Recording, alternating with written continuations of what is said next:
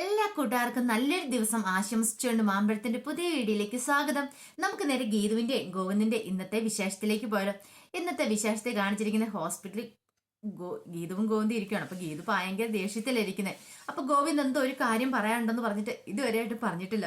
അപ്പൊ ഗീതു ചോദിച്ചു, അല്ല എന്നോട് എന്തോ ഒരു കാര്യം പറയാനുണ്ടെന്ന് പറഞ്ഞല്ലോ, എന്നിട്ട് എന്നാ പറയാത്തേന്ന് ചോദിക്കണം. ഇത് കേട്ടാ ഗോവിന്ദ് പറഞ്ഞു, ഒന്നുമില്ല. അപ്പോൾ ഗീതു എന്താണെങ്കിലും എന്നോട് കള്ളം പറയണ്ട, സത്യം പറഞ്ഞാൽ പറ്റുള്ളൂ എന്ന് പറയണ. ഇത് കേട്ടതും ഗോവിന്ദ് പറഞ്ഞു, ഞാൻ പറയാമെന്ന് കിഷോറിനെ കുറിച്ചാന്ന് പറയണ. കിഷോറിനെ കുറിച്ചോ? ഗീതുവിന് അങ്ങ് ദേഷ്യം വന്നു.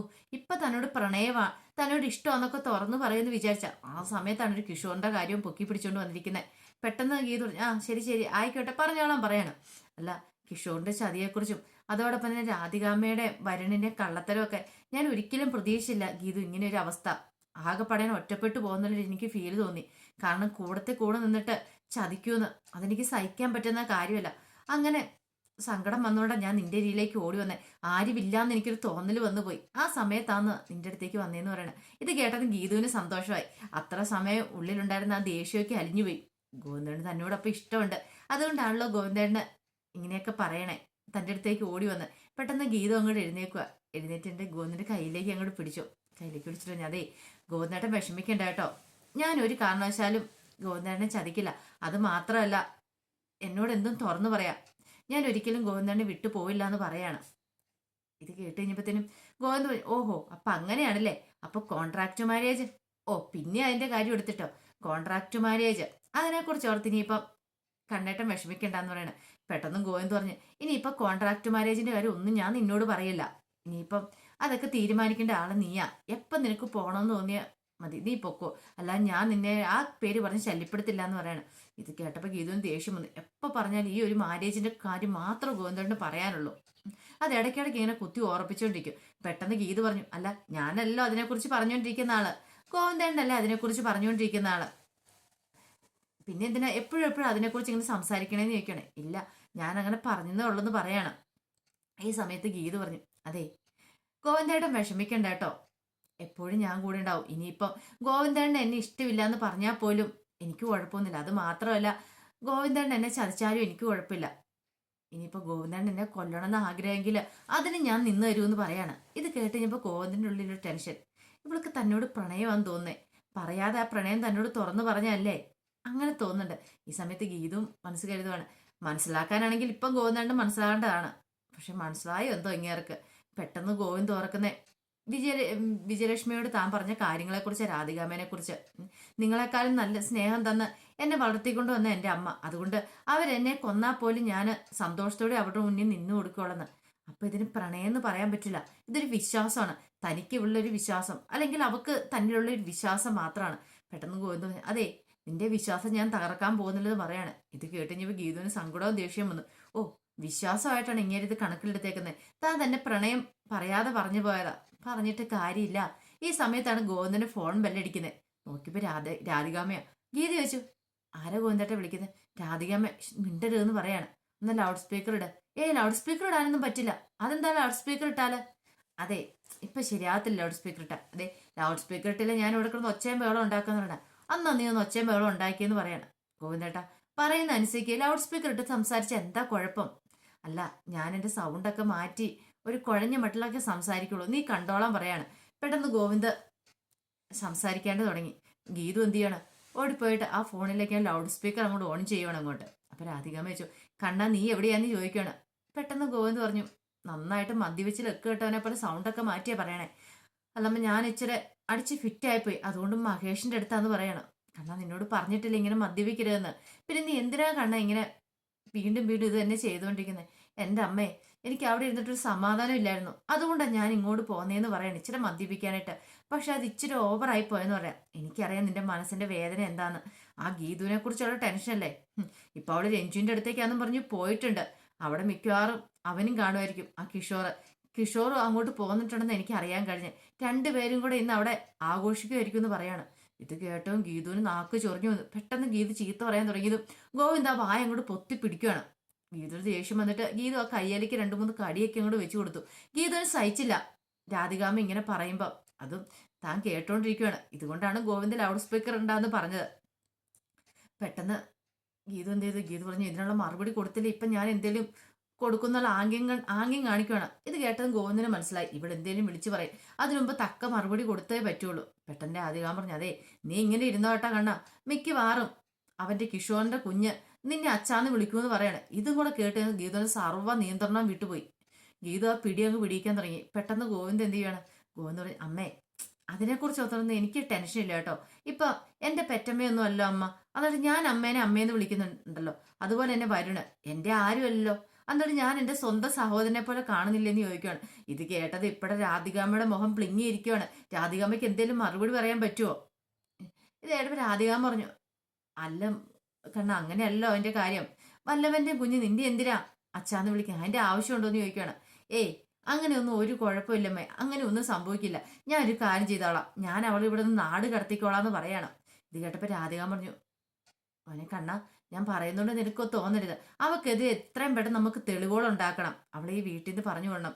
ഡിവോഴ്സ് കിട്ടണമെങ്കിൽ തെളിവുകളാണ് കോടതിക്ക് വേണ്ടത്, അത് പേടിക്കണ്ട, ഞാൻ അതിന്റെ തെളിവുകളൊക്കെ ഉണ്ടാക്കിക്കോളാം എന്ന് പറയണം, നീ ധൈര്യമായിട്ട് ഇരിക്കാൻ പറയണം. ഇത് കേട്ട് കഴിഞ്ഞപ്പോഴത്തേനും ഗീതുവിന് ഒന്നുകൂടെ അങ്ങോട്ട് ദേഷ്യം പെരുത്തു. പെട്ടെന്ന് ഗോവിന്ദ് അമ്മ എനിക്ക് നല്ല ഉറക്കം വരുന്നുണ്ട്, ഞാനൊന്ന് ഉറങ്ങട്ടെ എന്ന് പറയാണ്. ശരിയെന്നും പറഞ്ഞിട്ട് രാധിക ഫോൺ വെക്കുവാണ്. ഫോൺ വെച്ച് കഴിഞ്ഞപ്പോൾ ഗീതു പറഞ്ഞു, അവരെ ഉണ്ടല്ലോ ആ സ്ത്രീനെ എനിക്ക് കൊല്ലാനുള്ള ദേഷ്യം വരുന്നത്, അവര് കൊന്നിട്ടുള്ളതെന്ന് പറഞ്ഞ് ചാടി അങ്ങോട്ട് എഴുന്നേറ്റ് അങ്ങോട്ട് പോകാൻ തുടങ്ങുകയാണ്. ഗോവിന്ദ് പെട്ടെന്ന് തടഞ്ഞു നിർത്തി. നീ എന്താ ഗീതു പറയണേ?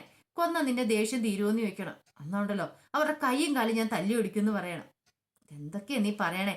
കൈയും കാലും ഒടിച്ച് ശരിയാവുമല്ല. ദേ ഒരു കാര്യം പറഞ്ഞേക്കാം, അവരെ കൊല്ലാനോ ഇമാതിരി പ്ലാനുകൾ എന്തെങ്കിലും നടത്തിയിട്ടുണ്ടെങ്കിൽ നാട്ടുകാരെന്ത് പറയുന്നറിയാവോ? നിന്റെ അവിഹിതം കണ്ടുപിടിച്ചപ്പം നീ അമ്മായിമ്മനെ ഇല്ലാതാക്കിയെന്ന് പറയുള്ളൂ, അത് വേണോന്ന് ചോദിക്കണം. ഗീതുവിന് പിന്നെ എന്ത് ചെയ്യണമെന്ന് അറിയത്തില്ല. കോയെന്ന് പറഞ്ഞു, ഇങ്ങനെയല്ല നമ്മൾ അതിനെ നേരിടേണ്ടേ, നമ്മൾ ബുദ്ധിയും കൊണ്ട് നേരിടണം എന്ന് പറയാം. ബുദ്ധിയും കൊണ്ട് എങ്ങനെ? രാധികാമ്മനെ പറഞ്ഞ കള്ളത്തരങ്ങൾ പൊളിച്ചെടുക്കണ്ടേ നമുക്ക്, അതിനുള്ള പ്ലാനുകളൊക്കെ തയ്യാറാക്കാന്ന് പറയണം. പിന്നെ തന്റെ മനസ്സിലുള്ള പ്ലാനുകളൊക്കെ ഗോവിന്ദ് ഗീതുവിനോട് പറയാണ്. അങ്ങനെ ഗീതു അതെല്ലാം കേട്ടു. അവസാനം ഗീതു പറഞ്ഞു, ഇത് വല്ല വർക്കൗട്ട് ആവുമോ എന്ന് ചോദിക്കുകയാണ്. വർക്കൗട്ട് ആവുമോന്നോ? അതൊക്കെ ഉറപ്പല്ലേ, നീ ധൈര്യമായിട്ട് ഇരിക്കാൻ പറയാണ്. എന്നാലും എനിക്കൊരു പേടിയുണ്ട്, ഇനിയിപ്പോ ഇതെല്ലാം അവസാനം എനിക്ക് തലയ്ക്ക് നട്ടപ്പാരയായിട്ട് വരുമോന്ന്. ഗോവിന്ദയുടെ മിക്കവാറും ഇതിന്റെ പേരിൽ ഡിവോഴ്സ് കിട്ടാൻ വേണ്ടിയുള്ള പ്ലാനിങ് ആണെന്ന് പറയാൻ പറ്റില്ലോ എന്ന് പറയാണ്. ഇത് കേട്ടൻ ഗോവിന്ദ് പറഞ്ഞു, ഓഹോ അപ്പൊ നിനക്ക് എന്നെ അത്രയ്ക്ക് വിശ്വാസം ഇല്ലല്ലേ എന്ന് ചോദിക്കണം. എനിക്ക് വിശ്വാസമൊക്കെ ഉണ്ട്, ഞാൻ മുമ്പ് പറഞ്ഞല്ലോ, ഇനിയിപ്പോ ഗോവിന്ദേട്ടൻ എന്നെ ചതിച്ചാലും എനിക്ക് കുഴപ്പമില്ല, അല്ലെങ്കിൽ എന്നെ കൊന്നാലും എനിക്ക് കുഴപ്പമില്ല, ഗോവിന്ദേട്ടനല്ലേ ഞാൻ നിന്ന് തരത്തുള്ളൂ എന്ന് പറയാണ്. ഗോവിന്ദന് സന്തോഷമായി. പിന്നീട് കാണിക്കുന്ന ഗീത നേരെ വിജയലക്ഷ്മിയുടെ അടുത്തേക്ക് പോവാണ്. വിജയലക്ഷ്മിയുടെ അടുത്തേക്ക് പോകുന്ന സമയത്ത് അജാസും ഉണ്ട്, അജാസിന്റെ കൂടെ പോണേ. അപ്പൊ അജാസിനോട് പറഞ്ഞു, അധികം വൈകാതെ തന്നെ മിക്കവാറും രാധികാമ്മയുടെ കള്ളത്തരങ്ങളെല്ലാം പൊളിയും, രണ്ടാനമ്മയുടെ കള്ളത്തരങ്ങളൊക്കെ പൊളിച്ചെടുക്കും, രണ്ടാനമ്മയാണ് ഇതിന്റെ പിന്നില് ഗോവിന്ദനെ ഇല്ലാതാക്കാൻ ശ്രമിക്കുന്നതെന്നൊക്കെ ഞാൻ തെളിയിക്കുമെന്ന് പറയണം. ഇത് കേട്ട് കഴിഞ്ഞപ്പോഴത്തേനും അജാസ് പറഞ്ഞു, അത് നല്ല കഥയായി, അത് വല്ലതും നടന്നതെന്ന് പറയണം, അതൊരിക്കലും നടക്കാൻ പോകുന്നില്ലെന്ന് പറയാം. അതെന്താ ഇക്ക അങ്ങനെ പറഞ്ഞു? എനിക്കറിയാലോ. ഓഹോ അപ്പൊ ആദ്യം രാധികാമ്മ ഇക്കാനെ ഇങ്ങോട്ട് കൊണ്ടുവന്നതിന്റെ നന്ദി പ്രകടനമായിരിക്കില്ല, അതുകൊണ്ടായിരിക്കും രാധികാമ്മയ്ക്ക് സപ്പോർട്ട് ചെയ്യുന്നല്ലേന്ന് ചോദിക്കുകയാണ്. ഏയ് അതുകൊണ്ടൊന്നും അല്ല ഞാൻ സപ്പോർട്ട് ചെയ്തേ, ഒരു കാരണവശാലും ഗോവിന്ദ് സാറിനെ ഇല്ലാതാക്കാൻ രാധികാമ്മ ശ്രമിക്കില്ല എന്ന് പറയാം. അതെന്താ ഇക്കായ്ക്ക് അത്ര വിശ്വാസം? വരുൺ അങ്ങനെ ചെയ്താൽ പോലും ഒരിക്കലും അങ്ങനെ രാധികാമ്മ ചെയ്യത്തില്ല, എനിക്ക് ആ ഒരു വിശ്വാസമുണ്ട്. കാരണം വരുണിനേക്കാളും കൂടുതലായിട്ട് സ്നേഹിക്കുന്ന രാധികാമ്മ ഗോവിന്ദ് സാറിനെ എന്ന് പറയണം. നമുക്ക് കണ്ടറിയാം, ഇതൊക്കെ ചിരിച്ചോണ്ട് കഴുത്തറക്കുന്നതല്ലേ ഇക്ക, ഇതൊന്നും അല്ല സത്യം, രാധികാമ്മ ശരിക്കും ഗോവിന്ദാണ്ട് ഇല്ലാതായിക്കൊണ്ടിരിക്കുകയെന്ന് പറയണം. ഇത് കേട്ട് കഴിഞ്ഞപ്പോഴത്തേനും അജാസ് പറഞ്ഞു, അതൊക്കെ വെറും ഗീതുവിന്റെ തെറ്റിദ്ധാരണ മാത്രമല്ലേ, അങ്ങനെയൊന്നും അല്ലാന്ന് പറയാണ്. പക്ഷെ എന്തോ ഗീതുവിന് അതും കൂടെ വിശ്വസിക്കാൻ പറ്റിയില്ല. ഗീതു പറഞ്ഞു, ഇക്ക എന്നോട് വെറുതെ കള്ളത്തരം പറയണില്ല, ഇക്കായ്ക്ക് എന്തൊക്കെയോ കാര്യങ്ങൾ അറിയാം, എന്നോട് എന്തൊക്കെയോ മറച്ചു വെക്കുന്നുണ്ട്, എന്താണെങ്കിലും എന്നോട് തുറന്നു പറക്കാന്ന് പറയണേ. ഇത് കേട്ട് കഴിഞ്ഞപ്പോഴത്തേനും അജാസ് പറഞ്ഞു, അതേ പെങ്ങളെ ഒരു കാര്യം ഞാൻ പറയാം, പെങ്ങ വലിയ ബുദ്ധിശാലിയാന്നല്ലേ പറയുന്നത്, കണ്ടുപിടിക്കാൻ പറ്റുമെങ്കിൽ കണ്ടുപിടിക്കുക എന്താന്നുള്ള സത്യങ്ങളൊക്കെ. ഓ അങ്ങനെയാണല്ലേ, എന്നാ കണ്ടോ ഞാൻ കണ്ടുപിടിച്ചോളാന്ന് പറയാണ്. പിന്നെ ഞാനിവിടെ എൻ്റെ കൂടപ്പുറപ്പാണല്ലോ, അങ്ങനെ വിചാരിച്ചും ചോദിച്ചാന്ന് പറയാണ്. അപ്പൊ എന്താ ഞാൻ കൂടപ്പുറപ്പല്ലേന്ന് ചോദിക്കുവാണ്. അല്ല ഗീത പറഞ്ഞു, എന്റെ സ്വന്തം അല്ലോ. ഓ സ്വന്തം, പക്ഷെ ഞാൻ പെങ്ങളെ അങ്ങനെയല്ല കരുതിയേക്കുന്നത് കേട്ടോ, എന്റെ സ്വന്തമായിട്ട് തന്നെ ഞാൻ കരുതിയേക്കെന്ന് പറയണം. ഗീത പറഞ്ഞു, ഞാൻ വെറുതെ തമാശ പറഞ്ഞല്ലേ, എന്റെ ഇത് സ്വന്തം ഇക്ക തന്നെയാന്ന് പറയാണ്. പിന്നീട് നേരെ വിജയലക്ഷ്മിയുടെ അടുത്തേക്കാണ് ഗീതു ചെല്ലുന്നത്. അവിടെ ചെന്നപ്പോൾ വിജയലക്ഷ്മി ആണെങ്കിലോ കണ്ടുകൊണ്ടിരുന്ന ഗീതു അയച്ചു കൊടുത്തൊരു വീഡിയോ ആയിരുന്നു അയച്ചുകൊണ്ടത് രഞ്ജുവിനോടൊപ്പം ഉള്ളത്. അപ്പൊ രഞ്ജു ഗോവിന്ദൻ അയച്ചു കൊടുക്കാനെന്ന് പറഞ്ഞൊരു വീഡിയോ പിടിച്ചിട്ടുണ്ടായിരുന്നു. രഞ്ജു അല്ല സോറി ഗീതു, രഞ്ജുവിന്റെ വീഡിയോ. അപ്പൊ രഞ്ജുവും ഗീതുവും സംസാരിച്ചുകൊണ്ടിരിക്കണം. പിന്നീട് രഞ്ജു ഗീതുവിന്റെ കവളിലൊരു ഉമ്മയൊക്കെ കൊടുക്കുന്നത് ഭയങ്കര സ്നേഹപ്രകടനമാണെന്ന് തെളിയിക്കാൻ വേണ്ടി ഗോവിന്ദന് വിശ്വാസം വരില്ല. അപ്പൊ അതിനുവേണ്ടി ഗോവിന്ദനെ കാണിക്കാൻ വേണ്ടിയിട്ടെന്നും പറഞ്ഞുകൊണ്ട് വീഡിയോ പിടിക്കുന്നത്. അത് പക്ഷെ ശരിക്കും വിജയലക്ഷ്മിനെ കാണിക്കാൻ വേണ്ടി മാത്രമായിരുന്നു ആ വീഡിയോ പിടിച്ചത്. അപ്പൊ ഈ വീഡിയോ ഒക്കെ ഉണ്ട് കണ്ണ് നിറഞ്ഞിരിക്കുവാന്ന് വിജയലക്ഷ്മി. ഈ സമയത്താണ് ഗീതുവിന്റെ വരവ്. ഗീതു വന്നിട്ട് എങ്ങനെയുണ്ട്, കൊള്ളാവോ, ഞാൻ പിടിച്ച വീഡിയോ എങ്ങനെയുണ്ട്, ഇപ്പം മനസ്സിലായല്ലേ രഞ്ജുവിനെ ഞാൻ കയ്യിലെടുത്തോ ഇല്ലയോന്ന്? മനസ്സിലായി. നീ ഒരു പെൺപുലി തന്നെയാന്ന് പറയാണ്. രഞ്ജുവിനോട് ഇത്ര സ്നേഹം നീ കാണിക്കുന്നു, അല്ലെങ്കിൽ അവൾ നിന്നെ ഇത്ര സ്നേഹിക്കുന്നു ഞാൻ വിചാരിച്ചില്ലെന്ന് പറയാം. ഇതാ പറയണേ. ഗീതുവിന് ഇതിനൊക്കെ കുറച്ച് സമയം മാത്രം മതിയെന്ന്. ഇനിയിപ്പൊ അടുത്തുണ്ടല്ലോ ഞാൻ കയ്യിലെടുക്കാൻ പോകുന്ന ആരെയാന്നറിയാവോ? എന്താ അങ്ങനെ പറഞ്ഞേ? നമ്മുടെ ഗോവിന്ദേണ്ണല്ലേ, ഗോവിന്ദേണ്ണ ആയിരിക്കും. എങ്ങനെ ഇരുന്ന് ഗോവിന്ദേണ്ണ പുലി പോലെ വന്നിരുന്ന് ഗോവിന്ദേണ്ണ ഇപ്പൊ ഒരു പൂച്ചേനെ പോലെ എൻ്റെ അടുത്തെന്ന് പറയണം. ആഹാ കൊള്ളാലോ. ഒരു കാര്യം ചെയ്യേ, പൂച്ചയാണ് നീ മടിയിലെടുത്തങ്ങ് വെച്ച് ആലോചിച്ചോളാൻ പറയണം. ഞാൻ താലോലിക്കും, കണ്ടു എന്നെ അധികം കളിയാക്കൊന്നും വേണ്ടെന്ന് പറയാണ്. പക്ഷേ അതിനു മുമ്പ് രാധികാമ്മയുണ്ടല്ലോ, ആ രാധികാമ്മ എന്ന് പറയുന്ന അവരുടെ കള്ളത്തരങ്ങളെല്ലാം വലിച്ചു കീറണമെന്ന് പറയാം. എന്നിട്ടോ ഇനി ബാക്കി കാര്യമുള്ളെന്ന് പറയണം. വലിച്ചു കീറാൻ നീ പ്ലാൻ ചെയ്തിട്ടുണ്ടോ? പിന്നെ പ്ലാൻ ചെയ്തിട്ടുണ്ടോന്നോ? ഞാനും കണ്ണേട്ടനും കൂടെ കൂട്ട് വലിയ പ്ലാനൊക്കെ നടത്തിയിട്ടുണ്ട്. അപ്പേ എനിക്ക് അമ്മയുടെ അനുഗ്രഹം വേണമെന്ന് പറയണം. എനിക്കിങ്ങാട് അനുഗ്രഹം തരാൻ പറയണം. അങ്ങനെ ഗീത വിജയലക്ഷ്മിയുടെ അനുഗ്രഹം മേടിക്കുവാണ്. അങ്ങനെ അനുഗ്രഹമൊക്കെ മേടിച്ചതിന് ശേഷം ഗീത അങ്ങ് എഴുന്നേക്കുവാണ്. അപ്പൊ ഇനി ശരി, നമുക്ക് പിന്നെ കാണാന്ന് പറയണം. അങ്ങനെ വാതക്കലേക്ക് എന്നിട്ട് തിരിഞ്ഞു ഒരു കാര്യം കൂടെ ഗീത പറഞ്ഞു. അപ്പൊ ഇനി നോക്കിയിരുന്നു, ഇനിയിപ്പം അറക്കിലേക്കല്ല ഡിസ്ചാർജ് ആയി രഞ്ജു പോകാൻ പോകുന്നേ, നേരെ ഇങ്ങോട്ടായിരിക്കും വരാൻ പോകുന്നത് കേട്ടോ. അപ്പൊ തയ്യാറെടുത്തിരുന്നു, ഒരു മുറി റെഡിയാക്കി വെച്ചേക്കാൻ പറയാണ്. ഇത്തരം പറഞ്ഞിട്ട് ഗീത അങ്ങോട്ട് ഇറങ്ങിപ്പോവാം. വിജയലക്ഷ്മി ഓർത്തിത് എന്താ ഇവള് പറഞ്ഞിട്ട് പോയത്, സത്യമായിരിക്കും എന്റെ ദൈവമേ, അങ്ങനെ ആയാ മതിയായിരുന്നു. ആ ഒരു ചിന്തയായിരുന്നു വിജയലക്ഷ്മിയുടെ ഉള്ളിലുണ്ടായിരുന്നേ. പിന്നീട് കാണിക്കുന്ന വരുൺ രാധികാമ്മയും കൂടെ സംസാരിച്ചുകൊണ്ടിരിക്കുകയായിരുന്നു. രാധികാമ്മ പറഞ്ഞു, അവൻ ഇന്നലെ ഫിറ്റായി പോയെന്ന് തോന്നുന്നേ കണ്ണൻ, അതുകൊണ്ടാ വരായിരുന്നേ. ഇന്ന് രാവിലെ വരും. രാവിലെ വന്നു കഴിയുമ്പോൾ അവനോട് കുറച്ച് കാര്യങ്ങളൊക്കെ സംസാരിക്കണമെന്ന് പറയാം. ഇത് കേട്ട് കഴിഞ്ഞപ്പോൾ തന്നെ വരുൺ പറഞ്ഞു, ശരിയാ, കിഷോറും ഹോട്ടൽ റൂം ബുക്ക് ചെയ്തിട്ടുണ്ടായിരുന്നു. അപ്പൊ റൂം ബുക്ക് ചെയ്ത് ഗീതവും കിഷോറും അവർ രണ്ടുപേരുടെയും പേരിലെ ബുക്ക് ചെയ്തിരിക്കുന്നത്. ആ ഒരു തെളിവ് മാത്രം മതി നമുക്ക് ഗോവിന്ദനെ വിശ്വസിപ്പിക്കാനായിട്ട്. അത് മാത്രമല്ല, നമുക്ക് കോടതിയിൽ തെളിയിക്കണമെങ്കിൽ ഇത് പോരാ അമ്മേന്ന് ചോദിക്കുകയാണ്. ഇത് കേട്ട് ഞാൻ രാധികാൻ പറഞ്ഞു, അത് പോരാ, അത് ചിലപ്പോൾ കോടതിക്ക് വിശ്വാസമായെന്ന് വരത്തില്ല. കാരണം ഇങ്ങനെ തെളിവുകളൊക്കെ ഉണ്ടാക്കാലോ, ആർക്കും വെള്ളം ഉണ്ടാക്കാവുന്നുള്ളൂ.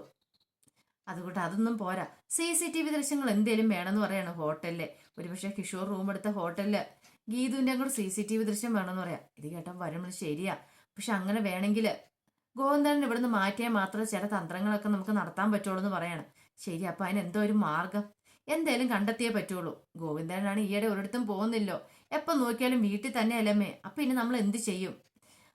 ഒരു പക്ഷേ ഗോവിന്ദേട്ടൻ വിളിച്ചിട്ടുണ്ടെങ്കിൽ ഗീതു എങ്ങോട്ടാണെങ്കിലും ചെല്ലും. അപ്പൊ അത് വെച്ച് നമുക്ക് ആ നമ്പർ വെച്ച് നമുക്കൊരു കളി അങ്ങോട്ട് കളിച്ചാലോ. ആ സമയത്ത് അവിടെ കിഷോറും ഉണ്ടാവണം. അവർ രണ്ടുപേരും ഒരേ സമയത്ത് CCTV വന്നാലും നമ്മൾ ഉദ്ദേശിച്ച കാര്യങ്ങൾ നടക്കുള്ളൂ എന്ന് പറയാണ്. ഇത് കേട്ടപ്പോൾ രാധികാമ്മയ്ക്കൊന്ന് ശരിയാണ്. ഇങ്ങനെ സംസാരിച്ചുകൊണ്ടിരിക്കുന്ന സമയത്താണ് താഴെ ഒരു കാർ വന്നിരിക്കുന്ന ശബ്ദം കേട്ടെ. നോക്കിക്കഴിഞ്ഞപ്പോഴത്തേനും അതിനകത്തുനിന്ന് ആദ്യം ഇറങ്ങിയത് ഗീതുവാണ്. ഓഹോ, വന്നല്ലോ, ബോഡി ഗാർഡും കൂടെ ഉണ്ടല്ലോ എന്ന് പറയണം. അജാസും കൂടെ അങ്ങോട്ട് ഇറങ്ങുവാണ്. അപ്പൊ ഗീതു അകത്തേക്ക് അങ്ങോട്ട് കയറി പോകാൻ തുടങ്ങുമ്പോഴത്തേനും താഴെ നിന്ന് അജാസ് പെങ്ങളേന്ന് വിളിക്കുവാണ്. ഈ വിളി കേട്ടൻ ഗീതു താഴേക്ക് നോക്കുക. പെട്ടെന്ന് രാധികാമ്മയും വരുണും കൂടി ഞെട്ടിത്തരിച്ച താഴേക്ക് നോക്കുന്ന രണ്ടുപേരെയും കൂടെ. അപ്പൊ അതിന്റെ വിശേഷങ്ങളൊക്കെയാണ് നമ്മൾ കണ്ടത്. ഇതിന്റെ ബാക്കി വിശേഷങ്ങളുമായിട്ട് വൈകുന്നേരത്തെ പ്രൊമോയി വരാട്ടോ. ആദ്യമായിട്ട് കാണുന്നവരാണെങ്കിൽ ചാനൽ ഇഷ്ടപ്പെട്ട ഒന്ന് സബ്സ്ക്രൈബ് ചെയ്യാൻ മറക്കരുതേ. അതോടൊപ്പം തന്നെ കണ്ടുകൊണ്ടിരിക്കുന്ന എല്ലാവരുടെ സപ്പോർട്ടിലേക്കും തുടർന്നും പ്രതീക്ഷയുണ്ട്. എല്ലാവർക്കും നല്ലൊരു ദിവസം ആശംസിച്ചുകൊണ്ട് നിർത്തുന്നു. നന്ദി.